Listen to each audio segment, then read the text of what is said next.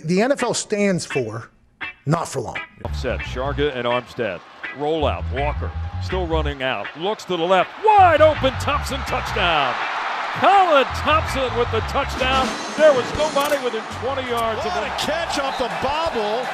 Colin Thompson scoops it up. Lofting corner, the end zone. It is caught for the touchdown. The first NFL touch for Colin Thompson is a score.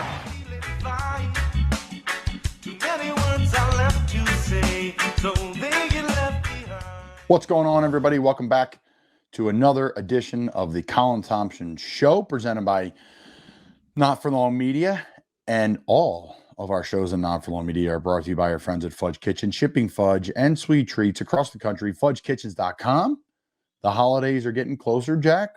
Birthdays, different celebrations, company parties, Christmas gifts for clients. FudgeKitchens.com is your answer.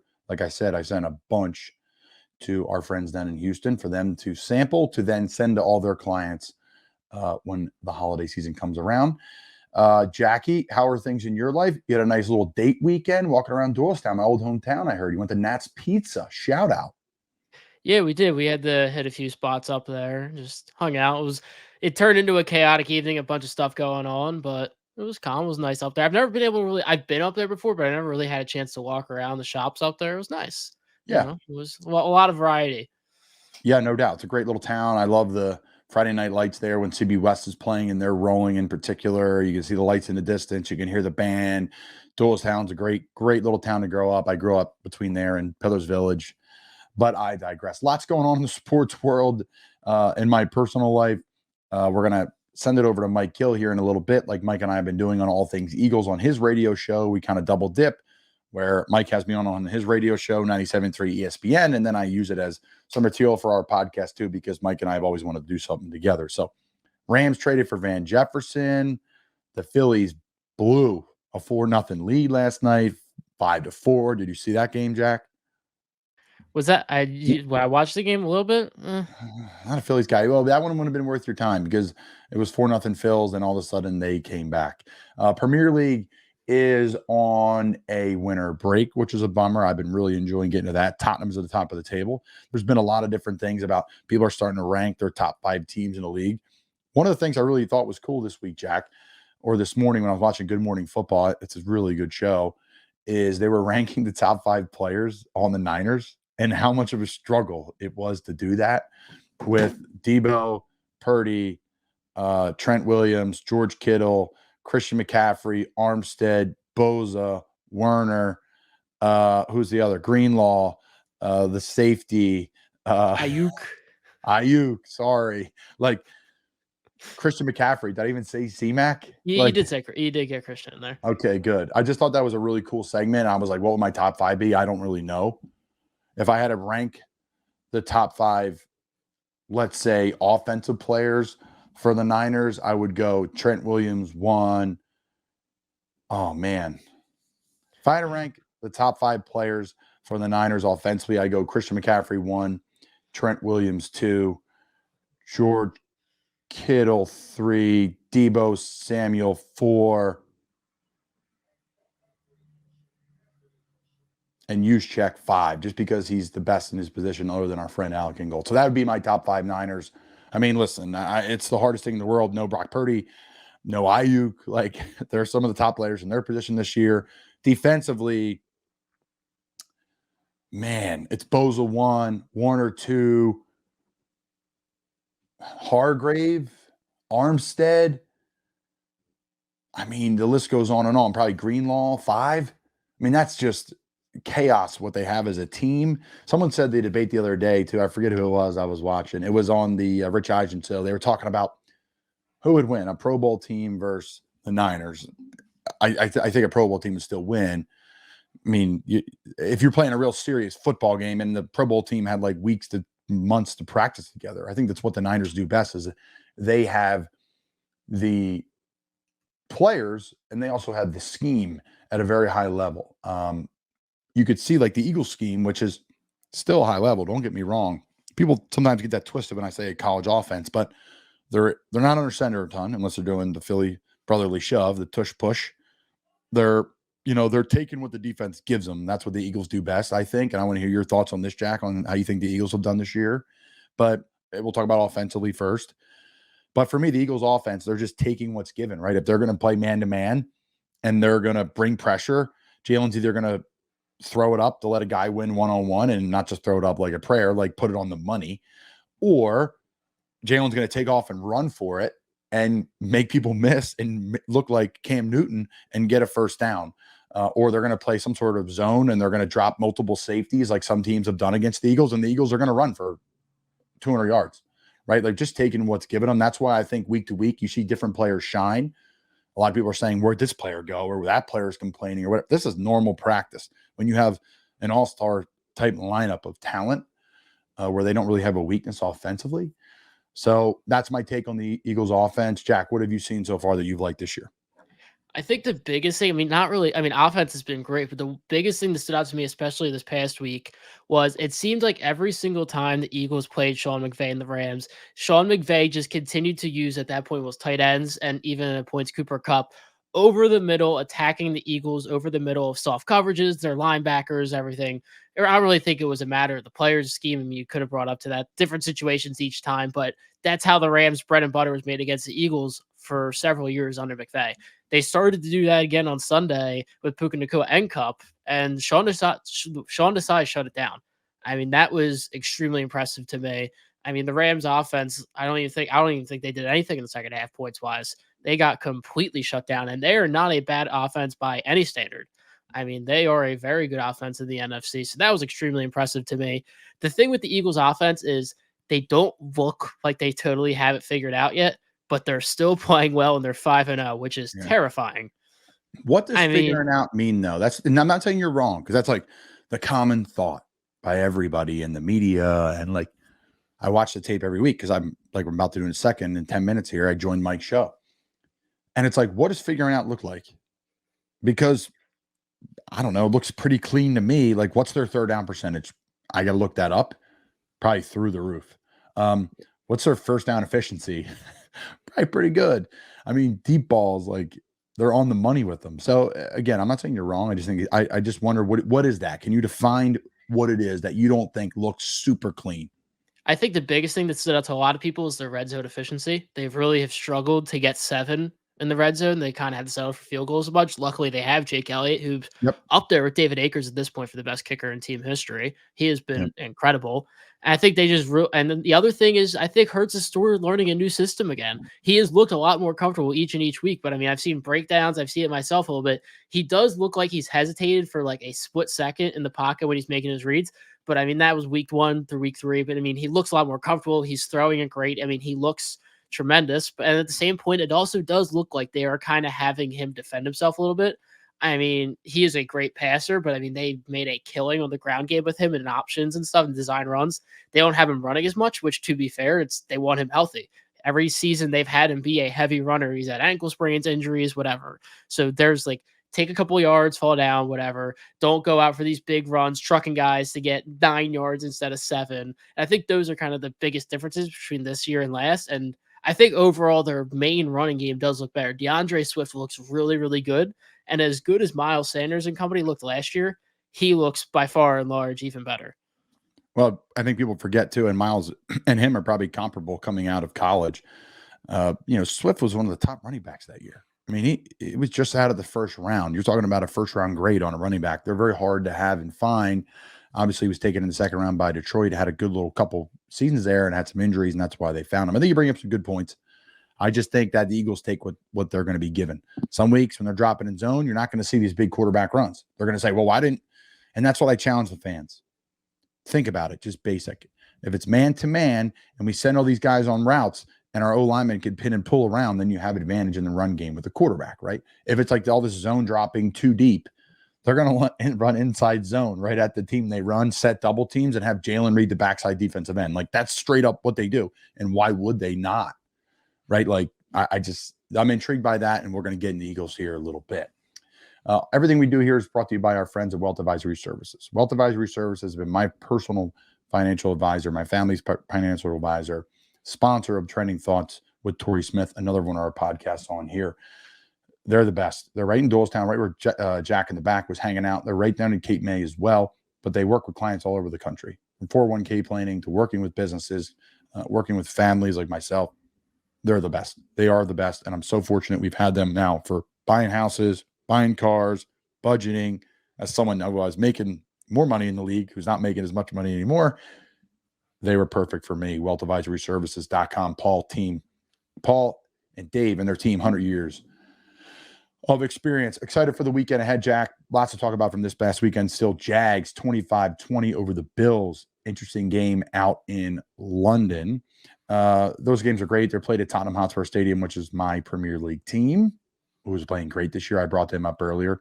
Steelers-Ravens game was crazy. They snuck it out.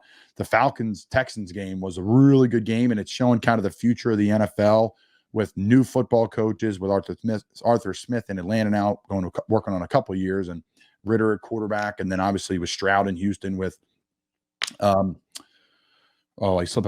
Ryans at quarterback with the head coach with the Texans. So that was a great shootout. Really interesting stuff there. Obviously, we talked about the Eagles game.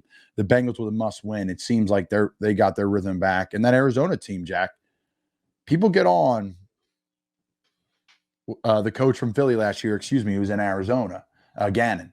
But at the end of the day, that team's playing pretty tough. I like how they're playing. Like if you turn the tape on, it was kind of like us in Carolina the first year. Like we lost a lot of close games. We could have easily won 7 to 9 games there. And it's just like, man, a couple slipped out of our grasp. I like the Arizona team, and I think that's a good win for the Bengals on the road. Yeah, I mean, I think that my favorite story ever in football, the reoccurring story, you'll see it once every few years, is the quarterback that finds his groove late in his career and can really make a name for himself and like shows himself. So we've seen points of it. I mean, Baker had been established, but his redemption, in LA and Tampa, kind of a similar example. But Josh Dobbs, he was a backup for a long time. He got a shot in Tennessee, and he had a shot now when he was pretty much signed to be backup in Cleveland, and now he's brought in Arizona to be a starter, and he looks capable. Like he looks like he just bought himself 7, 8, 9 years in the NFL as a backup stopgap guy. I mean, it's not like he's just being a system guy, checkdowns. Like he looks like a legitimately good quarterback out there. James Conner, who kind of dropped from the public eye a little bit after he left Pittsburgh, is still being really consistent for them in the run game. He's on my fantasy team. Shout out James Conner. I mean, Michael Wilson looks like a really good young receiver who kind of drops in the draft because of injuries. He's looking like he can be something. They've got a solid team. Hollywood Brown's out there. You look at from the beginning of the year now, they are by far away from being the worst team in the football. There's probably 6, 7 teams that are struggling worse than them. They look like they're legit. And they're going to have to make a decision at quarterback when Kyler comes back. And that's a team where, listen, free agents want to go to winning teams. They want to get paid, but if they can get paid and go to a team that's trending upwards, hey, there's always a lot under the surface that fans and media don't know about, right? I always tell Jack, 10% of what you read is true, 10%. So what you hear in NFL circles, that's why like players media and new media done by NFL players, I think is king, because the guys are starting to reveal a little bit. You're starting to see what the NFLPA put together, where all the players voted on different things on like, hey, how was the training room? How was the coaching staff? How was the weight room? What was the meals like? Like the Vikings were in the top group. The Eagles were in the top group, like a lot of different things. I brought up the Vikings there. 27-20. You see how this Vikings team is built though. Like obviously really tough with Justin Jefferson going on IR for 4 games minimally. But that's a good team. Like they can hang with anybody in the league. It's just the one-score games. I think the Vikings are like Detroit of last year. I really do. I think they're right. Detroit, you thought they're going to be a good football team last year. They had a real tough start to the year, and they made a great run down the stretch and almost snuck into the playoffs. I think because of no one's running away with that division right now. Obviously, Detroit's playing really well. Don't get me wrong. But Green Bay, it's hit or miss right now. Chicago is hit or miss right now. I think the Vikings, if they can get some traction and get moving, could be one of those teams moving forward. They got a great roster. I was with it in training camp. I got to see it. I like their coaching staff. I like their sports science. Like everything's dialed in. So I think the Vikings could be the team of the second half of the NFL season as long as everyone stays upright and healthy. Yeah, I think we're kind of seeing they've got I would say lucky, but like they were on the extreme end of what was it, like 1-score games last season. They're like an insane. Yeah. I mean, now you're seeing the flip out of that. They are in every single game, but they're just losing them, which is Yeah. tough. But they, like you said, they've got a squad together. Kirk looks really good. The passing offense looks great. It sucks that Jefferson's going to be out 4+ weeks with that hamstring, but plus side Jordan Addison looks really, really good. My Like pick they for have rookie of the year. weapons. My pick for rookie Yeah, of the year, he Jack. was your And, pick for rookie of the year. and C-Mac pick for the MVP. Yeah. So we'll see. But I mean, Jordan Nakua is going to get it, right? So it's like we'll see how that goes. But Also our guy, shout out Brian O'Neill, PFF, and a couple other sites, they have him projected as a first team All Pro tackle this early in the season. Like, he doesn't miss blocks. He does not. Like he's the most consistently dominant, one of the most in the league. Like his grades are ridiculous. Like I've seen his grades from coaches too. Like he just always blocks the guy. And sometimes we make it all pretty, like, look at this guy, dump him on its head, or make this big pancake. It's like Brian's just shout out to Delaware, man. Shout out to Pittsburgh. Brian grew up in Delaware, and not a lot of NFL players from there, and got a great story, great podcast if you want to listen more about Brian O'Neill. Anything else, Jack? We got a minute before I jump on Gill's show, but are we good to go? Yeah, I think we pretty much touched on all the big stories from this past weekend. Yeah, lots going on in the NFL world. NHL season starting tonight. NBA starting next week, Jack? Yeah, they're in the middle of the preseason. It's usually about like end of October. So I don't know the official start date. It's usually around like the 20th, but we're kind of just in like the first wave of preseason games. Yeah, yep. I'm going to be heading to the Phillies game on Thursday night too, barring any changes. So excited, man. Good stuff. Appreciate everyone's support. Going to a game this year. Punch in Colin Thompson at SeatGeek, the best app in tickets in sports and concerts. Thank you to Fudge Kitchen, Wealth Advisory Services, our friends at Actions Over Words, our friends at Shore Boy. I love their clothing. Our friends at Fuel Hunt love their clothing too. Big sponsors of ours here. 232 Sports Fast Live, 97.3 ESPN, the 97.3 ESPN free mobile app. Colin Thompson from the Colin Thompson Show is back on Not For Long Media here on the Sports Fast Live on 97.3 ESPN. What did he see Sunday from the Eagles as we are 5 games in? They're getting ready for the Jets. He's going to break down the tape with us right now here on the Sports Fast Live on 97.3 ESPN. What's up, CT? What's going on there, Mikey Gill? All is good in my world, my friend. Tough one for our Phillies last night. I'm sure you spent ample time talking about that today. We're not talking about that on our little segment here. We're talking a lot of birds. We're talking NFL. And listen, the Eagles are a team that I think people need to just put down their guns on and say, okay, like they're actually really legitimate now, instead of the kind of Philly fan, like, I just can't commit that they're really elite yet. I just can't commit that they're a part of the next kind of Patriots dynasty, the Chiefs dynasty. I just can't say it. I just can't say they're going to go out and beat the Rams. This is like the trap game. It's like, no, that's over. It's like when you look at the Eagles' upcoming schedule, their fan bases are saying, oh my God, we're stuck playing the Eagles. Yeah, what do you think other fan bases are saying and other teams are saying? Like, okay, we got to deal with the D-line. Okay, we got to deal with the O-line. Okay, we got to guard these receivers. All right, Jalen's starting to run a little bit more. Great. Their punt returner is extremely dynamic, too. People don't talk about that. Constantly putting them in better field position. That's a very underrated thing in the NFL. Kind of the old school football way, better field position. If you go 3 and out and you punt it, like kind of the boring football stuff, special teams plays a huge role in that. You have one of the best kicker in Eagles history, approaching possibly better than David Akers here if he keeps making these big kicks like he's had. So, yeah, like your point, Mike, this is a team where I think people need to sit back and relax a little bit. Have fun with it. Have fun with it. Like, this is a good team. Now, great test upcoming with the Jets defensive line and their defense as a whole. Some good pieces on offense for the Jets too on the road. So we're not going to talk about that quite yet. We're talking Rams, but a great win, team win in LA. All right, let's take a look at some of the things that on the tape that you saw. Sean Desai, you've talked a lot about him. You played for a Bears team that he was on that staff, so you know him well. Did he make adjustments? And if not, or if so, why was the defense able to kind of shut the Rams down? They kind of took them away. I don't think they crossed midfield the second half of that game. What did you see? Well, what I saw was the D-line going to work a little bit more, right? You saw a little bit more pressure, and you saw them getting home with 4 guys, 5 guys. Nothing crazy. These no all-out pressures, but just our D-line versus your O-line. And when you are starting to win games more offensively and teams need to play catch-up, your defensive line can eat like they have, and the Eagles have a cast of characters like we talk about every week. So you can't just hone in on one guy. One week's going to be Reddick, one week's going to be Carter, one week's going to be Cox, one week's going to be Sweat. So to me, the D-line really is what turned it up. The Rams weren't running the ball at a great rate, so they have to pass the ball, and now they have Nakua, they have Kupp. I like their tight ends as well, and Higbee. So to me, the answer was the D-line got going. And then you see at the end of the game what Hassan Reddick can do. Camden local, a guy that I played with at Temple, and it's so great for him to be back in Philly. I think it's the same thing defensively as the Eagles have offensively. There's only one ball. There's only one guy that can make the sacks or the INTs or the tackles. So I'll say that. And people are saying all the off coverage and all this stuff. Listen, it's Matt Stafford and the rookie of the year probably at receiver, and then Cooper Kupp, the best wideout in the NFL, arguably. So they're going to complete passes and move the football. But I think, Mike, the answer to the second half was the pressure was turned up by the D-line. Yeah, so it's not like I love how the fans, they blame John Gannon and now Sean Desai. They don't do this. They need to make adjustments. They didn't really make an adjustment. They just got better production from what they were doing.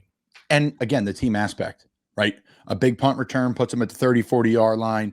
The Eagles go down. They have a shorter drive, higher percentage at a touchdown, higher percentage at a field goal. Your defense gets a longer rest. Your defense is hanging out on the sideline. Like, all that stuff matters. And I think defense was gassed. Sorry, the Rams? Yeah. And here's the thing. They're a really young team. Morris, the defensive coordinator before the game for the Rams, was like, no one knows anybody on our defense other than, our boy Aaron Donald. And Troy Reader, shout out, Delaware's finest. Let's talk about Aaron Donald. What did you see that the Eagles' offensive line did to make him essentially, I don't want to say a non-factor, but he wasn't as disruptive as Aaron Donald can be? Well, I'll say this. Unless you disagree with me. No, I completely agree with you, Mike. The guy is a menace every week. And first thing, people think Aaron Donald's this big cat. He's really not that big. I played him with the Rams.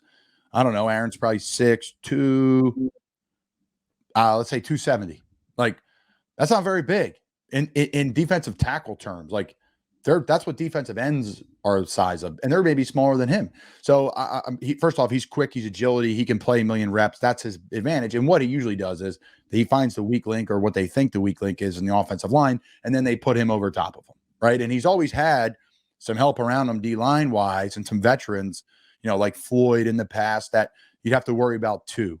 Well, now he's playing with the younger D-line. Everyone's focused on him. I found it unique. They put him one-on-one with Lane Johnson, which Lane just has such long arms and so strong and has such long levers. He just grabbed him up and it was over. Like that one-on-one rep, they really focused on the TV copy. I went back and watched on the film copy, and you just see Lane just grabbing him up. So it's like, if any offensive line is going to match up well against him, it's the Eagles, because who are you going to pick on?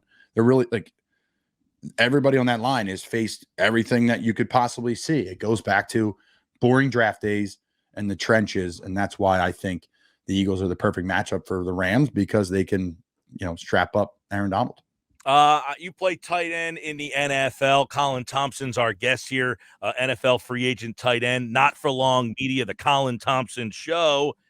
How are the Eagles finally, Colin, able to get Dallas Goedert going? Because he's a guy. Goddard. You said it. Many have said it. We've had Clay Harbor on the show, another tight end. He thinks Goddard's one of the best tight ends in the league. But the yardage and the production wasn't there. How did they finally get him going? Yeah, Clay does a great job with media stuff, too. If you're looking for a good tight end follow in the NFL, he's heavy Bears, but he still shows love for his Eagles. How'd they get him involved? I think it's funny, too. The Eagles coaches may listen to media, and players may listen to media more than any other market. You've seen that with Bryce Harper listening to 94.1 and all these different things. I digress. But they were pumping him the ball. But I like I always say with the Eagles, there's only one football. So somebody's not going to get it. We saw with Devontae Smith, right? Like, the ball was just not bouncing his way that day, but Dallas was open. The coverage they were playing was advantageous to get Dallas Goedert the ball. So, the one touchdown, he ran like the Zach Ertz kind of deep slant route that kind of bends in like a post. And it's a great play versus man-to-man coverage versus outside leverage, because you can you're between the quarterback and your defender pretty much, like it's an alley-oop essentially, and you have your back to defender and you're playing long through the football and you can go make a play. We saw that touchdown. You saw, a little bubble pass through him. You saw, a shot over the middle where he breaks it to the outside, runs a dude over, and he won Angry Runs this morning on Good Morning Football on NFL Network. So Dallas is a complete tight end. And I think it's a product of some man-to-man coverage, and that's why I think Jalen had a great day running the football as well. Yeah, because obviously, so you don't think, like, you've been in those rooms, game plan, guys, we want to get so-and-so the ball more. We want to make a conscious effort. Is that a conversation or not so much? You just take what they give you, right? Like, because you never know what's happening defensively. You played on a team with Christian McCaffrey. Correct. The offensive coordinator said, yo, this is McCaffrey. We're going to lean on him heavy this week, or yeah, well, correct. So I played with DJ Moore and Christian at the same time. We had Curtis Samuel and Robbie Anderson. That was our team. We had 5 guys, all had 1,000 all-purpose yards. It was a really good season, the 2021 season for us offensively. Teddy Bridgewater was his kind of redemption. But it's more of like, like, hey, I'm running a post here. Like DJ Moore would run that post. I'm running a jump ball. DJ Moore's running that post. You're running a screen out of the backfield. It's going to Christian. Certain guys are supposed to get the football. But with the Eagles, they have the same amount of weapons, right? That same debate every week. I think, Mike, the Eagles are just taking what's giving them. Like, hey, we're going to run this play. And if it's man-to-man, you're throwing this concept. If it's zone, you're throwing this concept. Mm-hmm. Hey, Jalen, if it's man-to-man and they bring pressure and there's no spy on you, take off. And you saw that in this game, right? Like, Jalen ran around and everyone's going to say, oh, they were running Jalen more this week. They had the same amount of design runs for him as they usually do. It's like a handful, maybe a little bit less. But because of the man-to-man, he was able to get out of the pocket more. And you saw when he break a tackle, there's kind of nobody there, and he was getting first down. So to me, Mike, I say it every week with the Eagles. They take what's given to them. Sometimes it's going to go to one guy. Sometimes some guy's not going to get it as much. They're just going to have to handle that. Colin Thompson from the Colin Thompson Show, Not For Long Media. It's on the Sports Bash right now. We're looking at the game tape from the Eagles against the Rams. Do you see another layer or two of this Eagles offense still? Is there more that Brian Johnson, more wrinkles they could add? Who knows? I'm sure they have more in their bag they could go to, right? More clubs in the bag, if you will. But to me, I just think they're just going to continue to do what they do. If teams are going to play 2 high safeties like we saw early in the year and say, hey, listen, we're not going to let you throw the ball, then they're going to run zone read. They're going to create double teams at the point of contact, and they're going to drive guys off the football. And if the defensive end stays up the field to not let Jalen Hurts scamper, they're going to run right up the gut for 200 yards. If they're going to play with 1 high safety and go man-to-man, you're going to see a less run game like you saw against the Rams, and you're going to see Dallas and Jalen and Brown and all these different people. So I think they just do what's given to them, and it's very simple, and there's not a lot to it. It's hard to do. You need the players to do it, but they have it. The Chiefs do it, right? But the thing with Jalen makes it different than any other quarterback in the league. He throws at a high level, but he also is extremely physical and strong and can run and take hits. And that's why you're seeing the success you have as offense as a whole. All right, flip back over the defense, and I want to get your thoughts on what Jalen Carter allows this defense to do, what he's doing for this defense, because, a couple things. One, he ranks first among all tackles now in pressures, 25, and his pressure rate, 19.5. Since 2016, he's one of only 2 NFL defensive tackles to post 25 or more pressures, 3.5 or more sacks, and 2 or more forced fumbles in his first 5 games of a season. The only other guy, Aaron Donald, did it in 2020. So he's having that kind of impact right now to their defense. So how is what he's doing different from Hargrave, who was a great player, and you're not even hearing his name of, well, they're missing Hargrave? Yeah, that's a great point. Now, he's having a great year, and he'll have a great career. He's a great pro, one of the top defensive linemen in the league. But Jalen's played his way right into it. I mean, that's unheard of as a rookie. We knew how good this guy was. And before, I'll be honest, early in the year, yes, he was having a great year, but I thought it was a little bit more because of the guys around him. And the Eagles are always going to have that, create that predicament for other teams. Is it Hassan? Is it the receivers? Is it the tight end? Is it the backs? Like, who makes who better? Because they're so loaded and equally balanced. But you're right. He's just dominating, point blank period. He's winning his one-on-one. He's winning against double teams. He's great in the run game. And we always go back to this. Because of their depth, it allows him to play less reps. It allows him to get a breather. You think Aaron Donald comes out of the game for the Rams? No.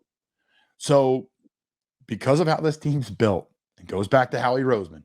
It goes back to Nick Sirianni, their scouting department, how they go about business on draft day. They have a bullpen of guys where if there's an injury on the offensive line, boom, they put a right guard in, they don't lose a beat. They have an injury on defensive line, they roll a hockey line chains anyways.